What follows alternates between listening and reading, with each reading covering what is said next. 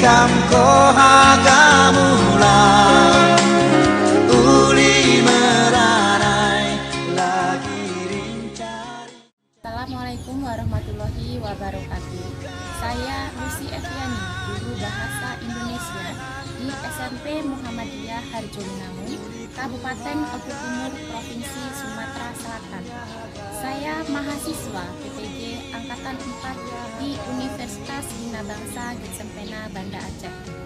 Di sini saya akan menyajikan video pembelajaran uji kinerja dengan judul teks cerita pendek. Semoga dapat bermanfaat bagi kita semua. Selamat menyaksikan. Assalamualaikum warahmatullahi wabarakatuh. Waalaikumsalam warahmatullahi wabarakatuh. Apa kabar? Alhamdulillah, luar biasa, Allahu Akbar. Alhamdulillah. Bagaimana keadaan hari ini? Sehat? Alhamdulillah sehat. Silahkan cek kiri kanan untuk sampahnya, kalau ada dibuang di kotak sampah ya. Persiapkan diri kalian untuk mengikuti proses pembelajaran. Hari ini siapa yang tidak hadir? Baik, sebelum melakukan proses pembelajaran, kita berdoa terlebih dahulu. Silakan ketua kelas pimpin doa. Sebelum mulai belajar, alangkah baiknya kita berdoa.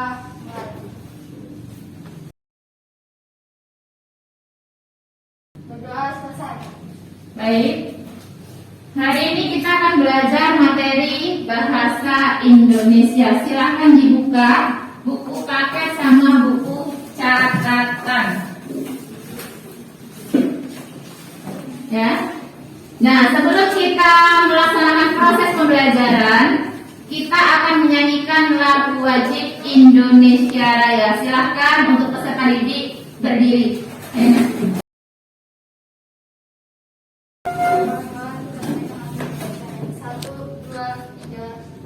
Indonesia tanah airku, tanah tumpah darahku. Di sanalah aku berdiri, jadi pandu ibuku. Indonesia kebangsaanku, bangsa dan tanah airku. Marilah kita berseru, Indonesia bersatu. Hiduplah tanahku, hiduplah negeriku, bangsaku, rakyatku semuanya. Bangunlah jiwanya, bangunlah badannya untuk Indonesia Raya. Indonesia Raya, merdeka, merdeka, tanahku, negeriku yang ku cinta. Indonesia Raya, merdeka, merdeka, hiduplah Indonesia Raya. Indonesia Raya, merdeka, merdeka, tanahku, negeriku yang ku cinta. Indonesia Raya, merdeka, merdeka, hiduplah Indonesia Raya. Baik, silakan duduk kembali. Ya, jadi materi ini kali ini kita akan belajar tentang teks cerpen. Nah, sebelum masuk pada pembelajaran hari ini, alangkah baiknya kita ulas pelajaran minggu lalu. Ada yang masih ingat pelajaran minggu lalu kita membahas tentang apa? Iya, tentang teks pidato persuasif. Siapa yang masih ingat? Ya baik, Pak, pengertian pidato persuasif. Pidato persuasif adalah pidato yang digunakan untuk meyakinkan audiens atau pendengar agar percaya hingga mau melakukan sesuatu yang ada dalam topik tersebut. Ya, itu pengertian dari teks pidato. Terus strukturnya ada yang masih ingat, Nak? Struktur teks pidato ada berapa? Ada 3. Yang pertama, pembukaan. Yang kedua, yang ketiga, penutup. Yaitu pelajaran minggu lalu tentang teks pidato persuasif. Nah, hari ini kita akan belajar mengenai teks cerpen. Silakan dibuka pada bab 3. Sebelum kita masuk pada definisi, alangkah baiknya saya akan menyampaikan tujuan pembelajaran pada pertemuan hari ini ada dua, ya. Yang pertama, peserta didik dapat menentukan unsur pembangun pada sebuah karya sastra, yaitu cerpen, ya. Ada berapa unsur pembangunnya? Ada dua, yaitu unsur intrinsik dan unsur ekstrinsik. Nah, yang kedua, peserta didik dapat menemukan bukti, ya, bukti pendukung bahwa di dalam situ ada unsur pembangunnya, yaitu unsur intrinsik dan ekstrinsik. Nah, itu tujuan pembelajaran yang akan kita capai pada pertemuan hari ini.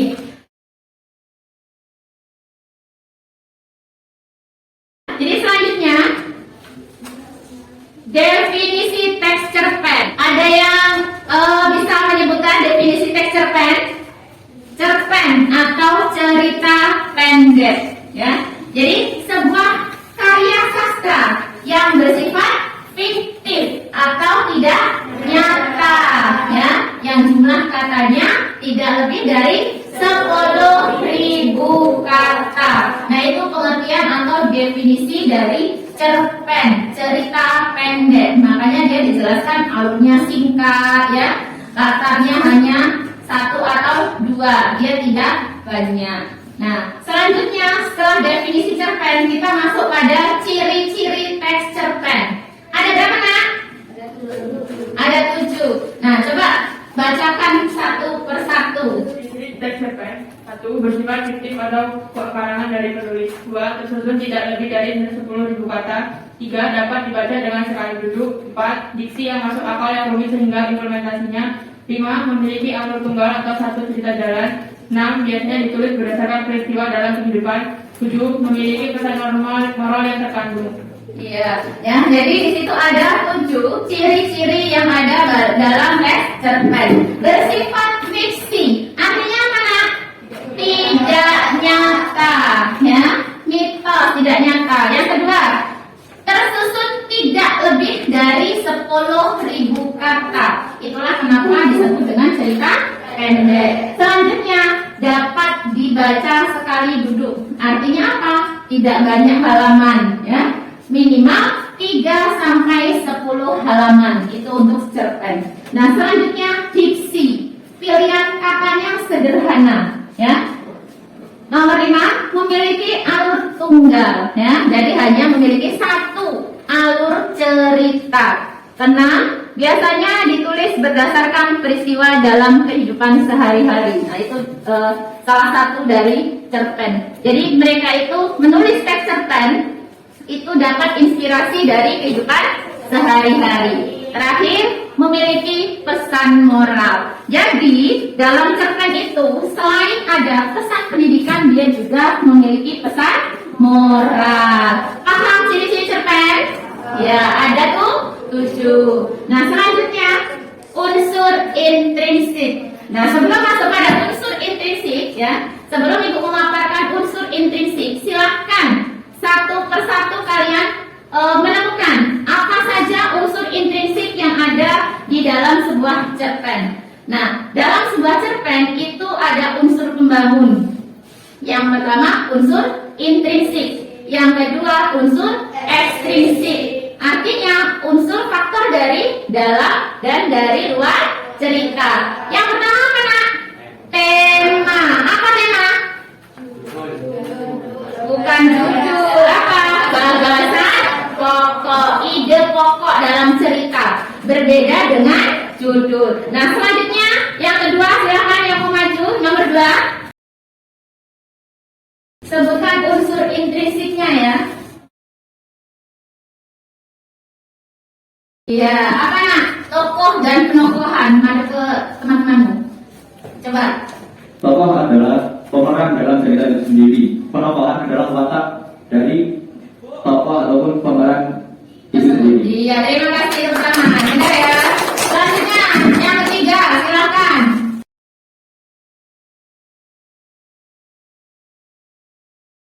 Iya, latar. Coba jelaskan ke temanmu, apa itu latar? Latar? Latar adalah desa. Tempat? Latar adalah tempat, suasana, dan waktu. Tempat, latar, suasana, dan waktu. Pengertiannya apa kejadian. Jadi latar itu terbagi menjadi 3. Yang pertama, kata, tempat, waktu, dan suasana. Baik, terima kasih teman-teman. Sekarang nomor 4, silakan yang maju nomor 4.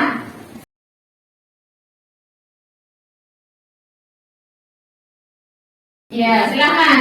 Ada berapa nak alur nak? 3. Sebutkan. Alur maju, alur mundur, alur campuran. Iya, terima kasih sebutkan. Nah, selanjutnya nomor 6.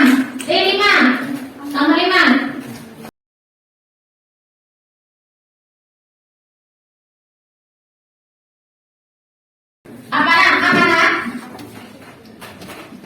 Amanat adalah Ide moral yang terdapat dalam cerpen. iya, pesan moral yang terdapat dalam cerpen. Silakan, lanjut nomor 6.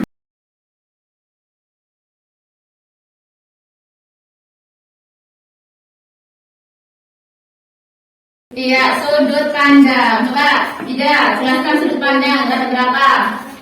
Sudut pandang adalah tempat atau titik dari mana seorang melihat objek larangan. Iya, ada berapa? Sudut pandang ada 2. 1. Sudut pandang orang pertama, contohnya aku dan saya. 2. Sudut pandang orang ketiga, contohnya ia atau dia. Iya, terima kasih teman-teman. Ya, jadi ada 6 unsur intrinsik dalam sebuah cerpen. Yang pertama ada tema, yang kedua ada tokoh dan penokohan, yang ketiga rata, yang keempat alur, yang kelima amanah, dan yang keenam sudut pandang. Nah, dari apa yang sudah teman kamu tulis dan sampaikan, mana yang belum paham dari ke-6 unsur intrinsik? Apa sudah paham semua? Sudah paham semua? Nah, jadi Ibu pertegas kembali, tokoh adalah pelaku, ya, orang yang berperan itu tokoh. Nah, kalau penokohan sifatnya, karakternya. Nah, contoh Malin Kundang, tokohnya Malin Kundang. Sifatnya bagaimana? Iya, keras kepala, ya, anak yang durhaka. Nah, selanjutnya latar, tempat kejadian. Ada berapa? Ada 3. Latar, waktu, tempat, dan suasana. Bisa membedakan ketiga hal tersebut? Tempat, di sekolah, di rumah, di kamar. Waktu, iya, menunjukkan pukul ya. Suasana, menyenangkan, menyedihkan, menyeramkan. Nah, itu contoh dari suasana. Lanjut pada alur. Apa alur? Jalan cerita. Ada berapa alur? 3. Yang pertama Alur maju, Terus? alur mundur, ketiga alur campuran. iya, alur maju, alur mundur, dan alur campuran. Siapa yang bisa menjelaskan ketiga alur ini? Kalau alur maju bagaimana? Alur maju menceritakan sebuah cerita yang menunjukkan ke masa depan atau ke masa yang akan datang. Oh, kurang jelas ya teman-teman yang lain. Silakan diulangi nah. Alur maju adalah sebuah cerita yang menceritakan tentang masa depan atau alur selanjutnya. Iya, itu contoh dari alur maju. Kalau alur mundur? Alur mundur berarti? Menceritakan tentang masa lampau. Iya, masa lampau ya. Ceritanya itu menceritakan tentang masa lampau, zaman dulu. Contoh G30 FPKI. Nah, itu kan cerita-cerita zaman dulu, tetapi bisa ditampilkan kembali dengan versi yang baru. Nah, itu tadi contoh dari alur mundur. Kalau alur campuran, nah berarti di dalam cerita itu ya terdiri dari alur maju dan alur mundur. Paham? Nah, selanjutnya kita masuk pada amanat. Pesan ya. Pesan yang terkandung di dalam cerpen. Ada berapa sih nak pesan itu nak? Ada 2. Apa yang pertama? Pesan tersirat dan pesan tersurat. Artinya apa? Dalam pesan itu ya bisa dituliskan ya, bisa si pengarang itu menyampaikan lewat tulisan. Nah, bisa juga kita yang menyimpulkan. Tersurat berarti tertulis. Kalau tersirat berarti kebalikannya ya, tidak tertulis. Nah, terakhir ada sudut pandang. tadi sudah dijelaskan dengan temanmu. Contohnya, sudut pandang orang pertama dan sudut pandang orang ketiga. Pertama, ditandai dengan kata aku dan saya. Sudut pandang orang ketiga, iya, dia dan iya. Nah, paham yang unsur intrinsik? Nah, kita masuk pada unsur ekstrinsik. Ibu kasihmu yang pertama yaitu latar belakang pengarang. Artinya apa? Penulis itu menceritakan tentang, terinspirasi oleh cerita pengalaman sendiri, ya, atau diambil dengan pengalaman-pengalaman pribadi. Pengarang itu kan dengan sama dengan penulis. Nah, selanjutnya yang kedua, silahkan yang mau maju yang kedua.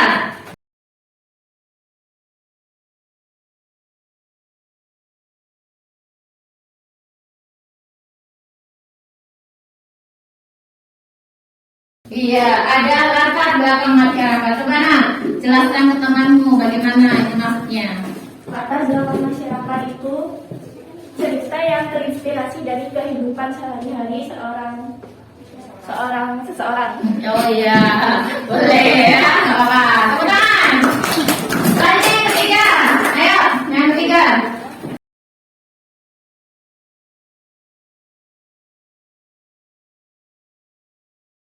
Coba mas, ada berapa sih nilai-nilai? Itu nilai apa ya? Nilai-nilai dalam cerpen ya. Coba ada berapa? Ada 3, 1 nilai sosial, 2 nilai moral, 3 nilai agama. Ya, boleh tepuk tangan dulu.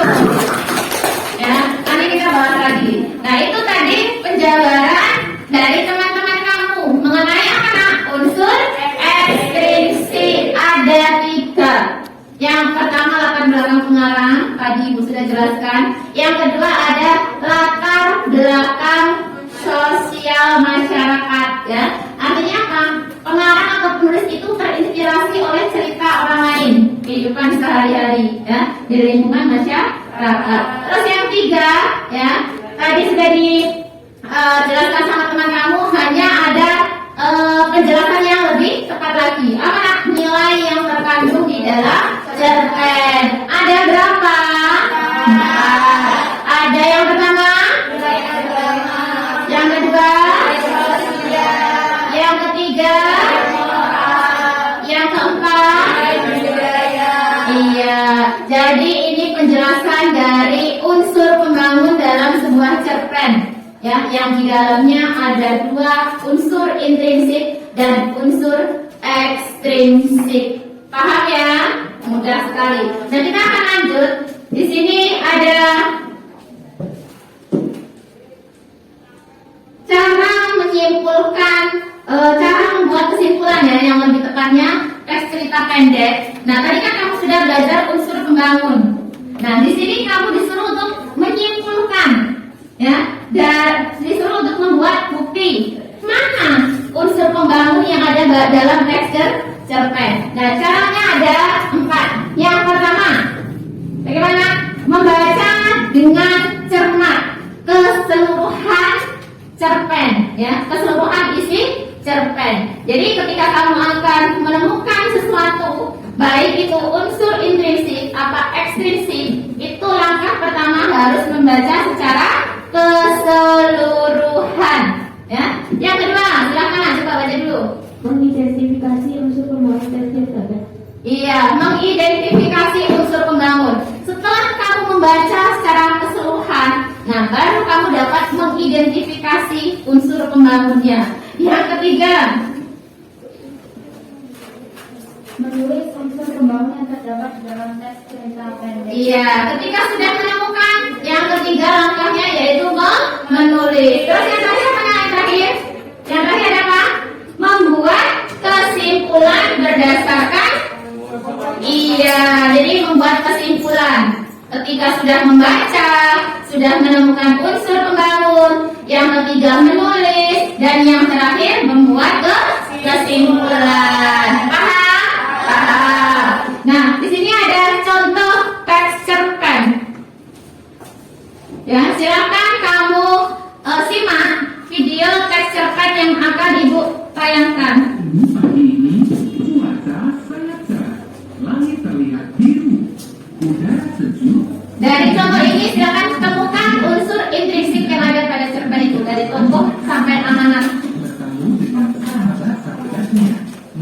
telah berjanji untuk berkumpul bersama hari ini. Sampai di taman, dua sahabat Indra telah datang. Mereka adalah Nadia dan Jonita. Hai Jonita. Kalian cepat sekali datangnya. Linda, kok kamu terlambat? Kami sudah menunggu taman dari tadi. Maaf ya. Aku tadi keasikan baju bunda bikin donat. Sampai lupa waktu. Indra meminta maaf sambil tersipu malu. Di mana Otto? Dia belum datang. Belum, kita tunggu lagi sebentar. Wah. Mereka berempat berencana untuk menjelajah kompleks sambil mengerjakan tugas. Mereka mendapatkan tugas dari sekolah untuk mengamati serangga yang ada di sekitar rumah. Otto mana ya? Padahal kita sudah janjian berkumpul di taman jam 9. Entahlah, aku juga tidak tahu. Sekarang sudah hampir jam 10. Tak biasanya Otto terlambat. Ia biasanya datang tepat waktu. Bagaimana kalau kita pergi ke rumahnya saja? Boleh juga. Bukannya itu Otto? Di mana? Iya, sepertinya itu Okto. Benar saja, yang mereka lihat adalah Otto. Sedang apa dia? Otto terlihat berjalan bersama seorang ibu hamil. Kedua tangannya menentai geranjang belanja yang penuh berisi sayuran. Indra, Nadia, dan Jonita pun memanggil Otto. Otto! Hei Otto! Pak, sedang apa kamu? Tok, kami baru saja mau menjemputmu ke rumah. Kami sudah menunggu dari tadi. Tapi kamu tidak datang juga. Kamu habis belanja. Mereka bertiga memberondong Otto dengan banyak pertanyaan. Maaf ya teman-teman. Oh iya, perkenalkan dulu. Ini adalah Ibu Lia, tangga guruku. Halo adik-adik, kalian pasti teman sekelas Okto ya? Jadi, sewaktu aku berjalan taman, aku melihat Ibu Lia yang membawa sekali belanjaan dan kelihatan kelelahan. Aku pun menawarkan diri untuk membantu membawa barang belanjaannya. Iya, ibu sungguh terbantu. Untung ada Okto yang membantu membawa barang belanjaan ibu. Oh begitu. Kalau begitu, biar kami juga ikut membantu Ibu Lia membawa belanjaan yang lain. Iya, biarkan kami ikut membantu juga. Benar, ibu tidak usah membawa apapun. Wah Okto, kamu sungguh beruntung mempunyai sahabat-sahabat yang baik. Terima kasih sebelumnya. Lama kemudian, mereka sampai di rumah kuliah. Nah, kita sudah sampai. Masuk dulu untuk istirahat. Sementara Ibu Lia masuk ke dalam rumah, keempat sahabat itu menunggu di teras depan. Otto, kamu tadi terlambat lama sekali. Tapi karena kamu berbuat baik, kami semua akan memaafkanmu. Maaf ya kawan. Mengapa tadi kamu membantu dia? Bukankah belanjaannya berat? Kalian pasti lupa pada pelajaran terakhir kali itu. Itu tadi salah satu contoh anak mulia. Coba kalian ingat-ingat lagi deh. Benar sekali, anak Indonesia yang hebat harus memiliki karakter akhlak mulia. Selalu membantu orang yang membutuhkan, meskipun itu sangat sederhana. Misalkan saja, membantu membawa barang dari seorang ibu hamil, memberikan bangku di bus umum untuk orang tua, atau hanya sekedar mengambilkan barang yang jatuh. Wah, benar. Kau hebat, Otto. Nah, ini ada sedikit buah untuk kalian. Ibu sungguh sangat berterima kasih karena kalian mau membantu ibu. Anak, Buya tidak perlu repot-repot. Kami benar-benar tulus membantu. Simpan saja buah itu untuk Ibu Lia. Kalian benar-benar anak yang pintar dan baik. Ibu jadi terharu. Kalian boleh main kapan saja ke sini. Ibu akan sangat senang sekali jika kalian datang. Terima kasih, Bu. Oh iya, karena sudah siang, kami juga harus sekalian pamit pulang. Iya, kami harus mengerjakan tugas. Iya, hati-hati di jalan ya. Semoga tugasnya bisa cepat selesai. Maka, Otto dan teman-teman pun berpamitan pulang. Itu tadi tampilan video yang berjudul Akhlak Mulia. Nah, siapa nih yang mau mengutarakan yang sudah menemukan unsur intrinsik dan unsur ekstrinsik yang ada pada video? Oke, baik Nadia. Silahkan. Tema Akhlak Mulia. Tokoh terdapat 5 tokoh, yaitu Okto, Nadia, Indra, Jonita, dan Lia. Alur ceritanya maju, sudut pandang orang ketiga. Latar dan tempat, pagi, pukul 10 di depan supermarket. Amanat, kita harus memiliki sifat akhlak mulia, contoh menolong seorang saat kesusahan tanpa mengharap imbalan. Sudah? Ya. Ada yang menemukan lagi nggak? Ada nggak yang memiliki jawaban yang beda? Misalkan, oh itu tadi kurang tepat.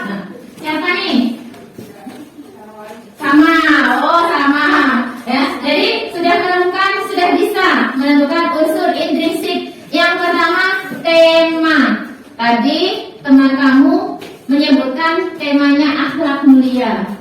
Ada yang lain jawabannya? Ya. Ya, karena tadi kan jawab sudah dijelaskan. Tema itu bukan judul.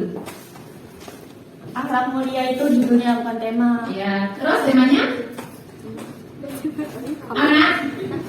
Memiliki sifat baik, akhlak mulia, terus suka menolong satu sama lain. Iya, boleh tepuk tangan dulu, nggak apa-apa ya. Nah, jadi yang penting kamu tahu dulu cara menyebutkan tema ya. Berarti tema itu bukan judul. Nah, tadi kan teman kamu menyatakan tema itu akhlak mulia, bukan itu ya nak ya.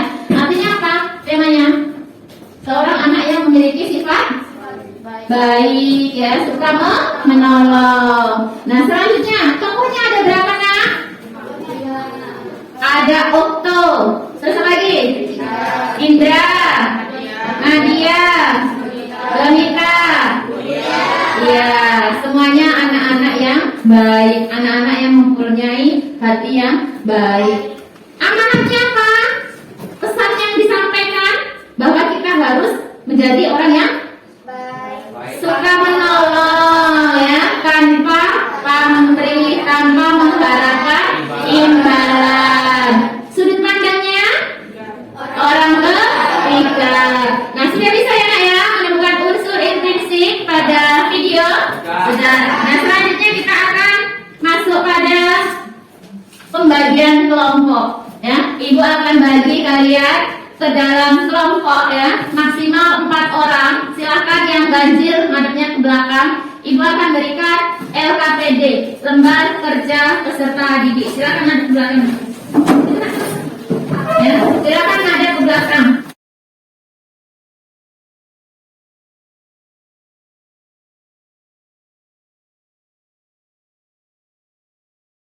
Nah, silakan buka dulu nak kertas yang ibu bagikan. Nah, di depan ini ada lembar kerja peserta didik agar menguji pemahaman kamu pada materi hari ini. Kita akan mengerjakan soal pengetahuan dan soal keterampilan. Untuk halaman depannya, covernya, ya, ini ada kelompok. Ibu tentukan kelompok 1, kelompok 2, kelompok 3, dan kelompok 4. Ya, silakan tulis kelompoknya. Yang kedua ada nama anggota. Ya, silakan tulis lengkap. Nah, selanjutnya di sini sudah ada contoh teks cerpen. Ini ibu sajikan teks cerpen yang sederhana. Silakan kamu tentukan unsur yang ada pada cerpen tersebut, baik unsur intrinsik maupun unsur ekstrinsik. Nah, itu untuk soal pengetahuan. Yang kedua ada soal keterampilan. Kamu disuruh untuk menemukan bukti ya, kalimat yang ada pada teks itu yang menunjukkan unsur intrinsik maupun unsur ekstrinsiknya. Silakan mulai dikerjakan ya, ibu beri waktu. Untuk soal yang belum paham boleh bertanya.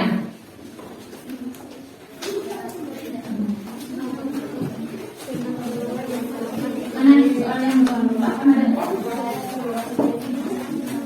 Nanti ya, kalau lupa ya. Berdiskusi ya, berdiskusi. Iya, ini yang mau banyak. Kamu yang ini ya.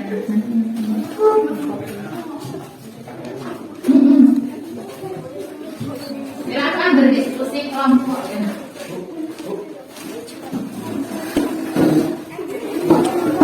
Nah, baiklah. Di sini kita akan lihat sama-sama pemaparan presentasi dari masing-masing kelompok. Siapa nih kelompok yang pertama mau mempresentasikan?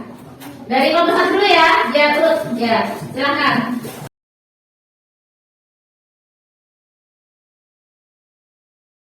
Mengajarkan tentang bersikap rendah hati. Ada seorang anak bernama Fitri. Dia merupakan murid kelas 6 SD yang sangat pintar dan baik hati. Di sekolah sangat banyak teman yang menyukainya karena sikapnya tersebut. Tidak jarang semua ingin bertemu dengan Fitri. Ada lagi anak perempuan bernama Ita. Dia berbanding terbalik dengan Fitri. Dia pintar namun sangat sombong. Temannya hanya 2, yaitu Lisa dan Fitri, gadis kembar di sekolahnya. Suatu hari, ibu guru mengumumkan bahwa akan ada perlombaan membaca pidato 2 minggu lagi. Bu Yati selaku wali kelas 6 membuka kesempatan seluas-luasnya bagi siapa saja yang ingin ikut seleksi. Fitri dan Ika jelas ikut berpartisipasi. Setiap hari mereka selalu latihan membaca pidato agar lolos seleksi. Sampai hari penyeleksian 3, keduanya memberikan tampilan yang mengemukakan lalu dinyatakan lolos. Suatu hari perlombaan tiba, kita harus membanggakan dirinya, menyatakan bahwa pasti ia akan juara.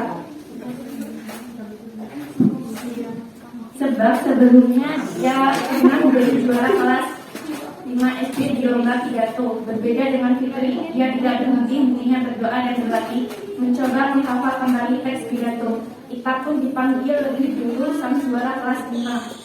Ini mendadak ia lupa teks pidato yang sudah dihafalnya. Setelah itu, Fitri maju dan memberikan penampilan yang sangat bagus. Semua juri kagum, termasuk Bu Yati, yang saat itu sedang datang untuk menemani mereka berlomba.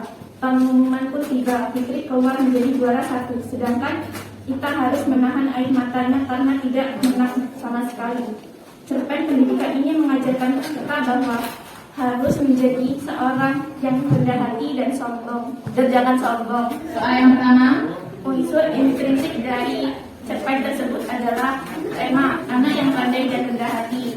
2, tokoh dan penokohan.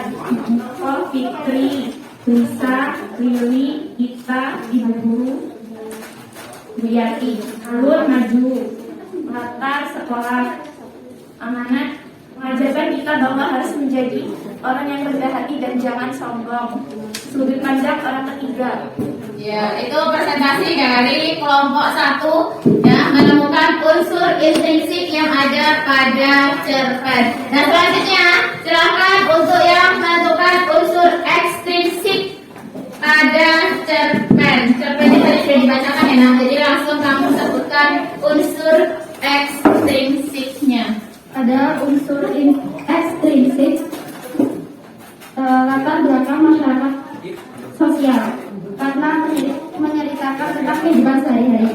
Yang kedua yaitu nilai yang terkandung, nilai moral yaitu mengajarkan kita harus menjadi orang yang rendah hati dan tidak boleh sombong. Iya, itu unsur ekstrinsik. Terima kasih. Selanjutnya yang kedua yaitu menemukan bukti yang ada pada teks cerpen yang menunjukkan unsur intrinsik tersebut. Silakan perwakilan dari kelompoknya. Soal nomor 2 yaitu keterampilan. Buatlah kesimpulan pada teks cerpen di atas dengan melihat unsur pembangun dan disertai bukti pada teks judul mengajarkan tentang bersikap rendah hati. Jawaban 1. Di sekolah sangat banyak teman yang menyukainya karena sikapnya tersebut. Latar tempat. 2. Saat hari perlombaan tiba, kita terus saja membanggakan dirinya, menyatakan bahwa pasti ia akan juara. Kita wataknya sombong. 3. Berbeda dengan Fitri, ia tidak henti-hentinya berdoa dan berlatih, mencoba menghafalkan kembali teks pidato. Fitri bersifat rendah hati. 4. Dia merupakan murid kelas 6 SD yang sangat pintar dan baik hati. Sudut pandang orang ketiga. 5. Pesan yang terkandung dalam cerpen mengajarkan kita bahwa harus menjadi orang yang rendah hati dan jangan sombong. Nilai moral. Iya, terima kasih. Nah itu tadi sudah bisa ya nak menentukan unsur intrinsik dan unsur ekstrinsik yang ada pada cerpen. Kemudian kamu juga bisa menemukan bukti ya dalam cerpen itu sendiri. Baik, saya anggap sudah paham ya bagaimana cara menentukan unsur pembangun dan menemukan buktinya. Silakan kembali ke tempat duduknya masing-masing. Ibu akan mengambil LKPD-nya untuk dimasukkan nilainya.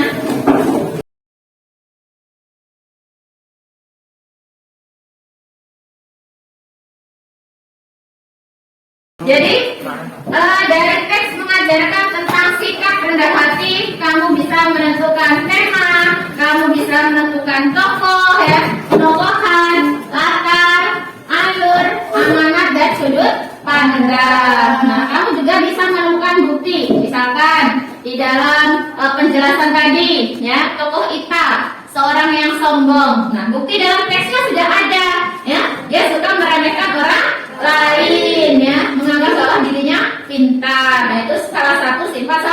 sombong. Ya, terima kasih.